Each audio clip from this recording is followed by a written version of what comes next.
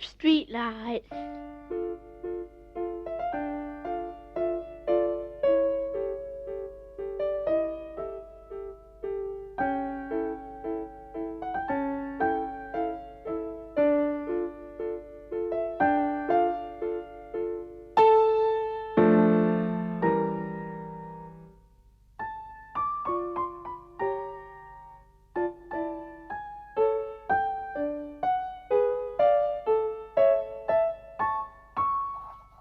This is the beginning of the film, and it lasts exactly 11 minutes.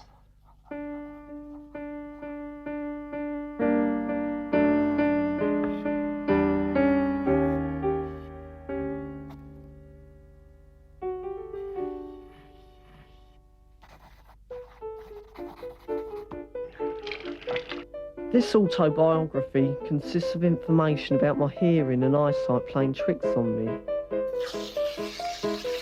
I didn't talk until I was 3.5 years old.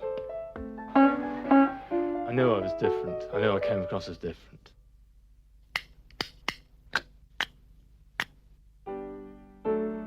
Let's start with what happened in preschool times.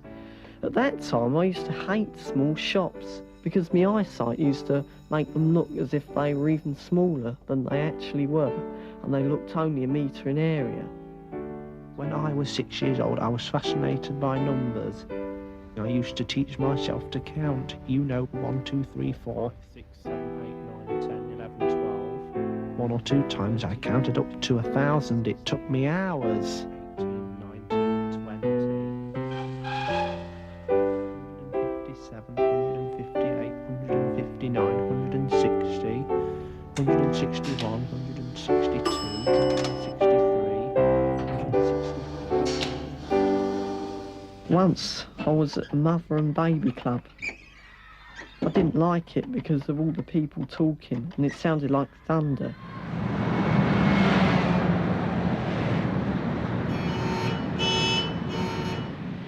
That was the same reason why I didn't like going to town in the early days. All the noise was terrible. I did not get on very well at nursery school. On bright days, my sight blurred. Sometimes when other kids spoke to me, I could scarcely hear them, and sometimes they sounded like bullets. I thought I was going to go deaf. The other kids wouldn't let me join in their games, even when I wanted to, because they thought I was mad. Because I was tensed up and had a way of flapping my hands, and I came across as being different. And kids don't like kids that are different.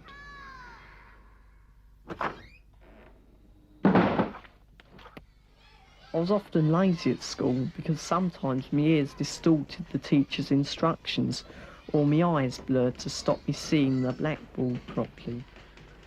I was sometimes able to hear a word or two at the start and understand it, and then the next lot of words sort of merged into one another, and I could not make head or tail of it.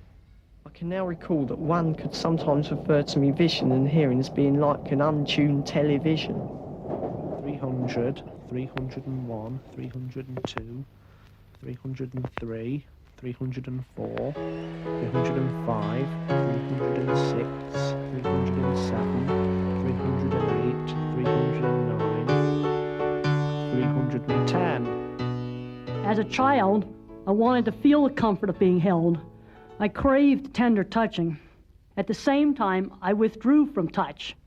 Being hugged was like being swallowed by a tidal wave. When I was 16, I couldn't look somebody in the eye. I always focused on a point about 45 degrees away from their eyes. I cannot follow the rhythmic give and take of conversation. People have told me that I often interrupt, and I still have difficulty determining where the pauses are. When somebody points something out to me that I find interesting, I always have trouble finding it. It's especially when I think it might be interesting. I could see something really boring straight away.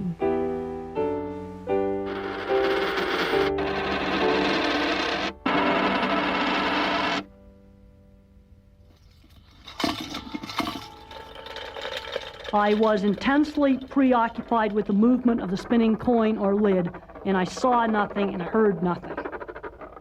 I did it because it shut out sound that hurt my ears. No sound intruded on my fixation. It was like being deaf.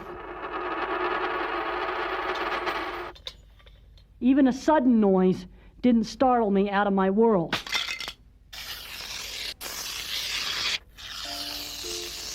My Uncle Mick gave me that shell tin. I used to carry it around with me. The oil that was in that shell tin, he put it in his old Anglia car. And I used to like that tin because I used to like the shell signs at the garage when shell was written on the shell. It was my shell tin. I used to be a bit upset when I left that behind because I was fascinated by it. 670, 671, 672, 673. I always used to be obsessed with time and punctuality. I always had to go to bed at 8 o'clock, not a second after, otherwise I'd have a tantrum.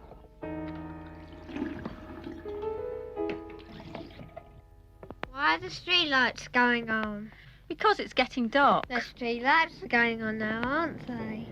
Yes, it's getting As a young child, I'd ask the same question over and over again. Why are the streetlights going on?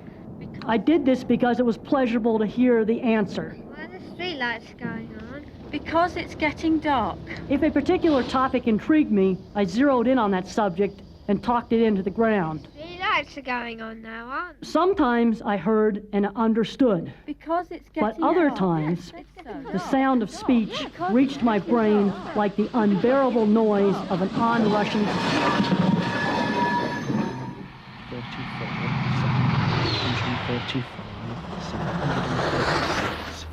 735, 737, 738, 739, 740.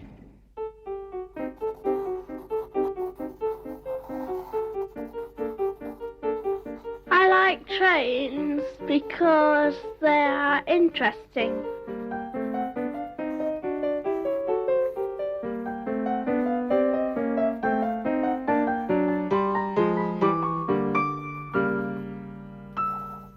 My first product was a 37 with RMC Roadstone trucks. The 37 is the best of my animation sequences. The 47 is my second to best. This scene is a cab ride of an imaginary branch line, passing another train in a station and yet another train on the level crossing beyond it. Rushing along a main line and alongside a lake.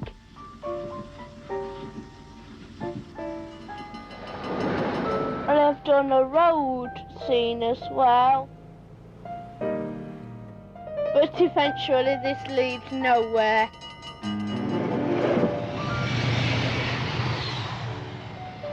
This was done at Worksop. A 37 with a sand train and a passing sprinter.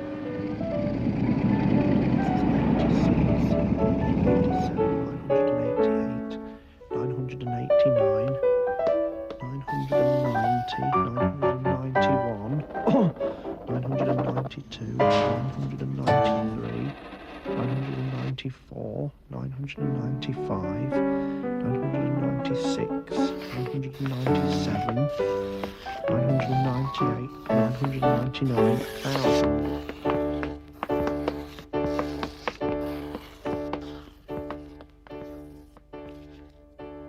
This is the end of the film. Yeah, I used to like watching Channel 4 because it was a new channel. I just didn't want to miss anything on it. I used to let Mum have Coronation Street on like that. But now, look back, I think how silly I was. If a new channel started now, I wouldn't be like that. I just look at what's on. I think if I think there's nothing on tonight, then I'll watch the other 4 channels.